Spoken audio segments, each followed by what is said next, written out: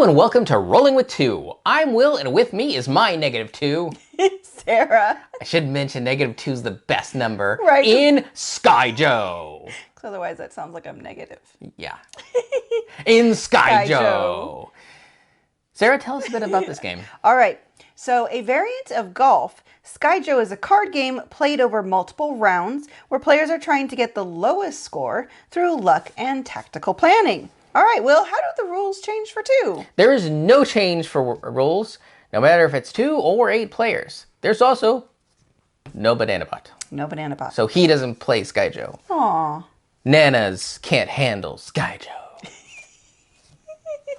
Poor Nana Bot. So let's talk about some issues for two-player. Yes. So for a 2-player game, the overall experience becomes less social. Right. So the more players you have, the more fun and frenzy you have with it. And you don't really care too hard about it. Yeah, because there's a lot going on with a lot of people in a larger player game. So yeah, you aren't paying too much attention. There's just enough time between turns that you might chat with somebody. And it's just also fun to watch what other people are doing. So you don't really get that in a 2-player experience, which can be a slight negative. Yes. But it can also be the greatest thing ever because then it becomes a very serious head-to-head experience. Well, you can still have fun. you can still have fun. This is still not a heavy game. But you have more agency on what the other player gets, and they consequently have more agency as to what they give you. So therefore, that's where the head-to-head comes in. I mean, there's still a lot of randomness. Don't get us wrong on that. The game trolls you. The game really does troll you. So if you don't want that 12, the game's going to make sure you get that 12 regardless. So, but going back to the 2-player experience, it can be more head-to-head, and that can be a good thing. It can be a bit more tactical. We enjoy it. I think this is one of those games where it's a social game that plays 2 to 8, and we actually do enjoy it at 2 players. Yes. Now, again, it's not going to be everyone's cup of tea if you just want that social fun. Don't buy it for playing 2 players, but if you like playing it with more players, then you can get it for that. But if you do like it for 2 players tactically, Just expect a little bit more head-to-head. That's about it. That's it. So I mean, really. let's talk about accessibility. Yes. So one of the biggest challenges, actually the only one we could really identify, is it's a big deck of cards. It's like 150? Something like that. I think it's 10 cards per number. Yeah. And it goes from -2 to +12. I don't think there's as many copies of the negative numbers. That's why I say I think it's about 150. Right. That's still a lot of cards to shuffle. Yeah. So yeah, you might need a card shuffler to make that part a little bit easier, especially if you have problems with your hands. Right. And or get multiple people at the table to shuffle sections and then split and shuffle and stuff like that. So there's a couple ways you can handle it. Yes. But what it does right is color doesn't matter. Every single card is colored, and there is a method to the madness. The higher numbered cards are, what did you call them? Warm. Hot, more warm color. So red. Yeah. Red 12 is always going to be a red card.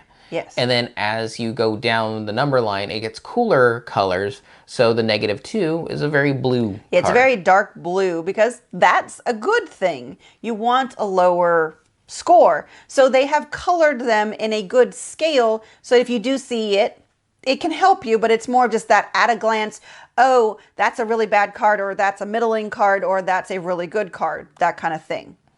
But otherwise, it doesn't matter. The color really doesn't. So they still have really great contrast, no matter what the color is. Yeah. Because it's all on... Yeah, the middle, it's on the color, but in the upper left corner, lower right corner, it shows the number on a white background. Yes. So there's good contrast there. So you have 3 places on the card to see the number. So if the middle one is large, but it is against the color.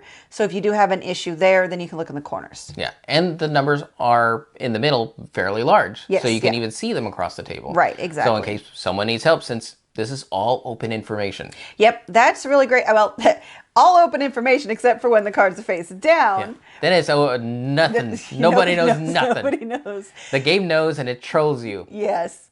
So, but when a card is face up, if you, for whatever reason, are having trouble identifying it, someone else can help you with it. So there's a lot of good things to recommend this game for someone with vision accessibility issues. Yes. All right, conclusion. Conclusion. For 2 players. Yeah. Yeah.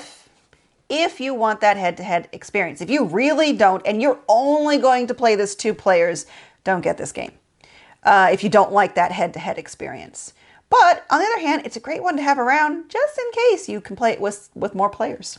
I would say it's even great, even if you're not into a head-to-head experience, because you could troll the other person just as much with the game. It's like, oh, no, we're gonna keep all the 12s now. I'm like, well, what? What is that? Because you can do a strategy where you get rid of them. That's true. And have a fun experience. So the fun is there. Yeah, you can put as much into it as you want.